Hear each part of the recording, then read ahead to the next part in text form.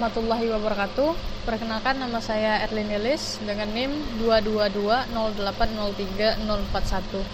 Saya merupakan mahasiswa dari program studi Sistem Informasi Fakultas Sains dan Teknologi Universitas Islam Negeri Raden Patah, Palembang. Video ini saya buat untuk memenuhi tugas akhir semester mata kuliah Sistem Informasi. Baik, pada materi kali ini saya akan membahas mengenai keamanan informasi dan kontrol etika dan masalah sosial dalam sistem informasi. Pembahasan yang pertama yaitu etika dalam sistem informasi. Sebelum saya lanjut membahas mengenai etika dalam sistem informasi, kita harus mengetahui terlebih dahulu apa itu etika. Etika merupakan kepercayaan tentang hal yang benar dan salah atau yang baik dan tidak. Tujuan etika dalam sistem informasi ialah untuk memastikan bahwa sistem informasi digunakan dengan cara yang bertanggung jawab, adil, dan menghormati nilai-nilai hak individu serta masyarakat. Etika dalam sistem informasi pertama kali disampaikan oleh Richard Mason pada tahun 1989 yang terdiri dari privasi, akurasi, properti, dan juga akses. Privasi sendiri merupakan perlindungan terhadap akses, penggunaan, dan pengungkapan data pribadi yang dikumpulkan dan disimpan dalam sistem informasi. Kasus yang pernah terjadi yaitu junk mail atau spam. Yang kedua, manajer pemasaran mengamati email bawahnya. Ini merupakan bentuk pelanggaran dari privasi itu sendiri. Lalu ada akurasi. Akurasi merujuk pada keandalan dan ketepatan data yang dikumpulkan, disimpan, dan digunakan dalam sistem tersebut.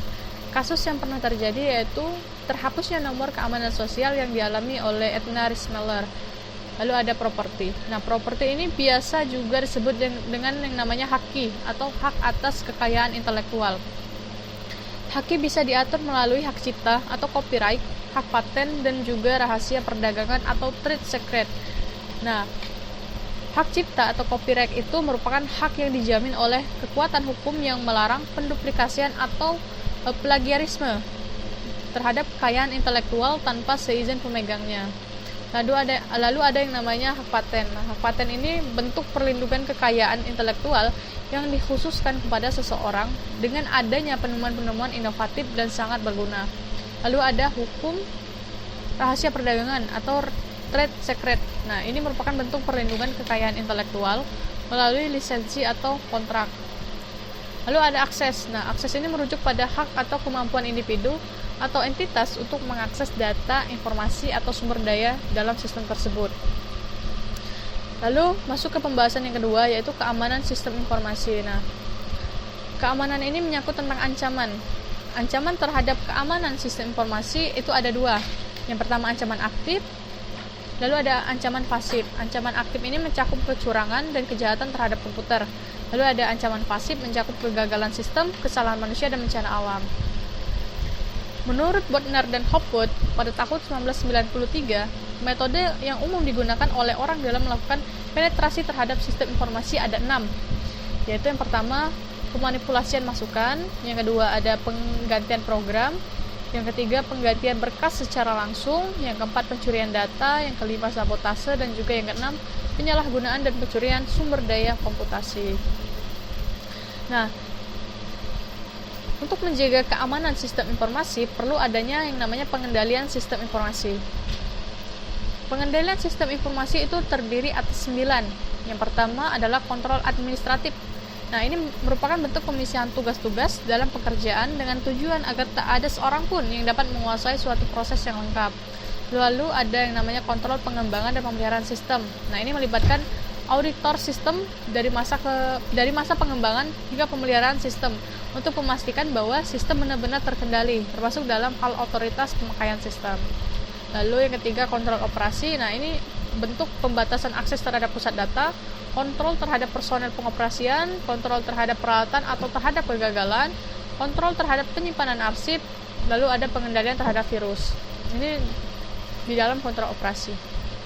Lalu ada yang namanya proteksi terhadap pusat data secara fisik. Nah, ini merupakan ini faktor lingkungan yang mempengaruhi, yaitu adanya suhu, kebersihan, kelembapan udara, bahaya banjir, dan keamanan fisik ruangan serta harus diperhatikan dengan benar. Lalu ada kontrol perangkat keras. Nah, ini untuk mengantisipasi kegagalan sistem komputer.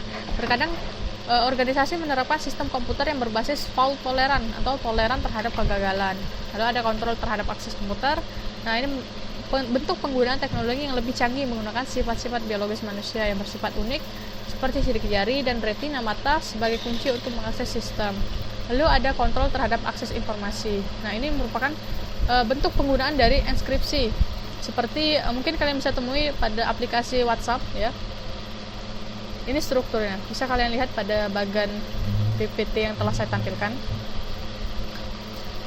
Lalu ada kontrol terhadap pelindungan terakhir, yaitu rencana pemulihan dari bencana dan juga adanya asuransi. Lalu yang terakhir adalah kontrol aplikasi. Nah, ini terdiri dari masukan, keluaran, pemrosesan, basis data, dan telekomunikasi. Ini seperti pada bagian yang telah ada, yaitu pemrosesan, adanya basis data, adanya keluaran, adanya telekomunikasi, dan juga masukan. Baik, saya rasa itu saja mengenai keamanan. Apa tadi yang awal tadi ya? Mengenai keamanan informasi dan kontrol etika dan masalah sosial dalam sistem informasi. Saya rasa itu saja yang dapat saya sampaikan. Lebih dan kurang saya mohon maaf. Saya akhiri dengan wassalamualaikum warahmatullahi wabarakatuh.